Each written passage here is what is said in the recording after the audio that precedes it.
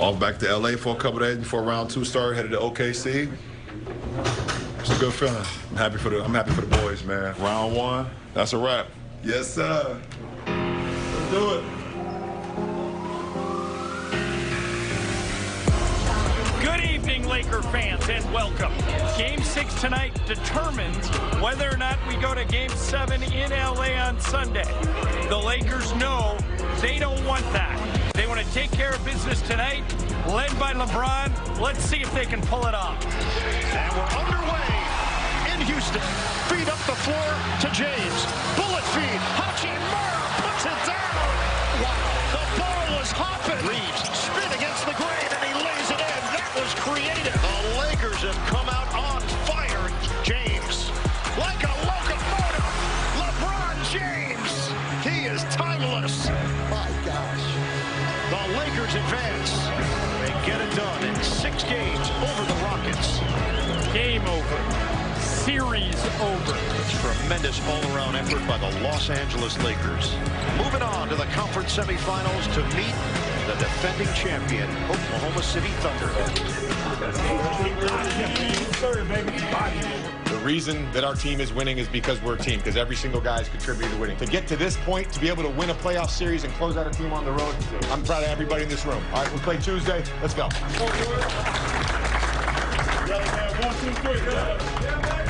Close it out the way we did, especially. Next is OKC.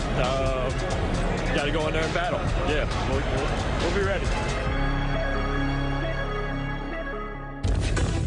So the conference semifinals in the West are set with the Lakers at OKC and with Minnesota at San Antonio. Meantime, Philadelphia last night bouncing the New York Knicks in a Game 7, advancing to meet the Knicks, who suddenly became the home team. They got home court advantage in that Eastern Conference semifinal series against the Sixers. So with the conference semis starting tomorrow, we bring in Shams Charania, who joins us and is always loaded with information. Shams, great to see you. So tell me about the Lakers. Tell me about Luka. Tell me if he's going to be available against OKC, where you cannot afford to be shorthanded. Ernie, I'm told right now Luka Doncic will be out to start the series against the Oklahoma City Thunder. The Lakers are evaluating Doncic on a week-to-week basis with that grade 2 hamstring strain. So he's missed about a month right now. One source told me in the last few days it's still a slow path on Doncic's recovery. He's doing more and more on the court, but right now still not full-fledged running or full contact workouts. Okay, how about Anthony Edwards' situation? Again, Minnesota, again, needing all hands on deck against San Antonio. What's Ant's situation? So, Ernie, Anthony Edwards is a little bit in a different place. He is also expected to be out to start this second-round series against San Antonio, so he'll be missing Game 1, likely Game 2 as well. But he did get his first workouts in on Saturday and Sunday after missing about a week now with that hyperextension bone bruise in his knee. And he also traveled with the team to San Antonio.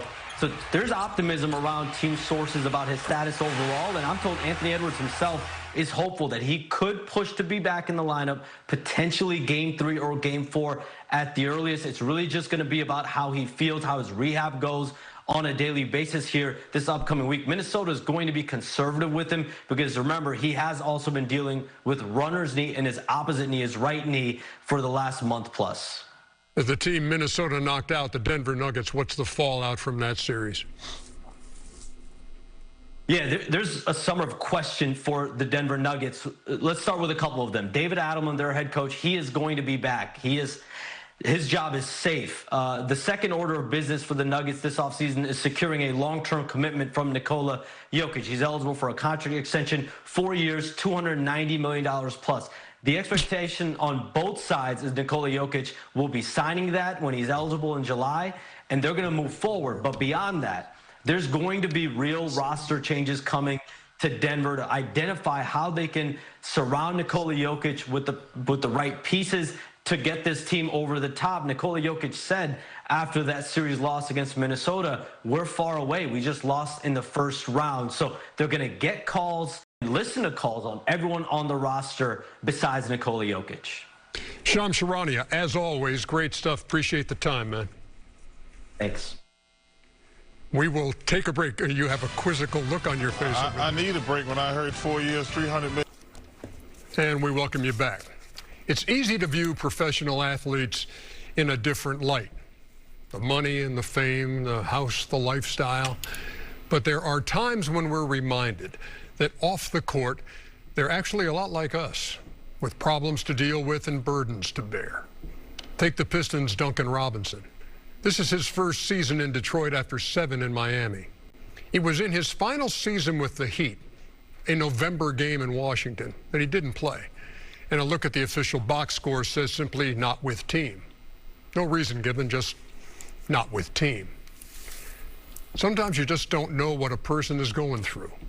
And sometimes when that person has the courage to share his story, as painful as it might be, it can benefit us all. Here's Dave McMenamin.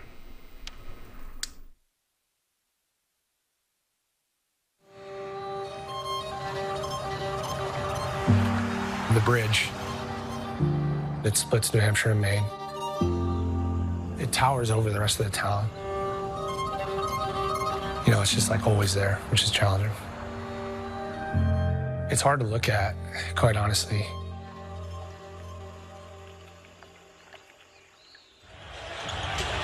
Robinson fakes, fires.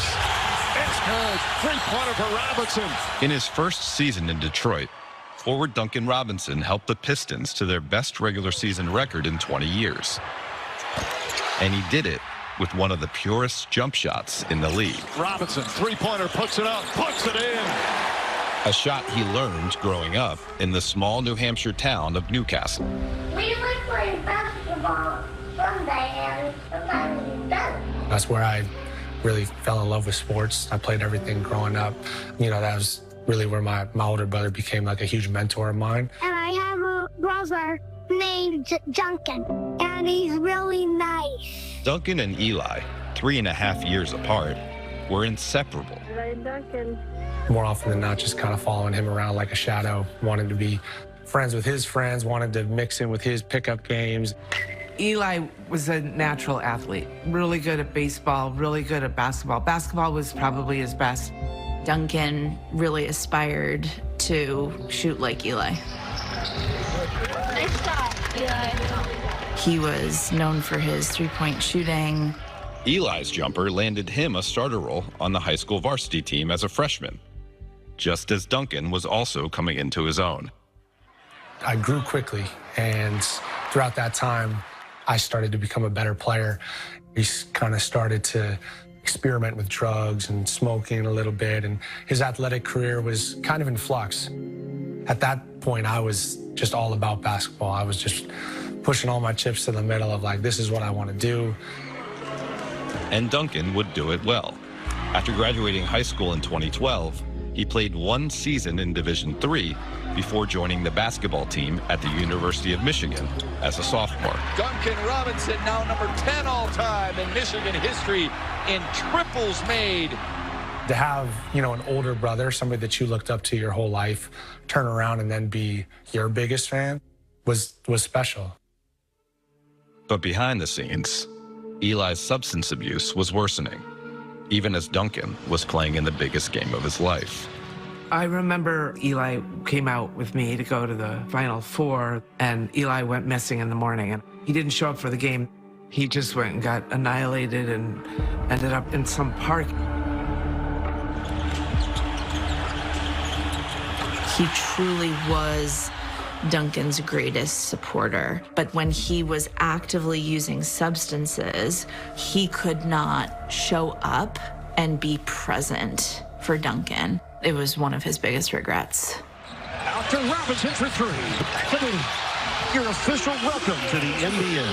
By October 2020, Duncan Robinson was starting at forward for the conference champion Heat. And that same year, after his forced stay at a rehab clinic, 31-year-old Eli committed to sobriety. We would always find a way to come together and celebrate his triumphs. Every month that he had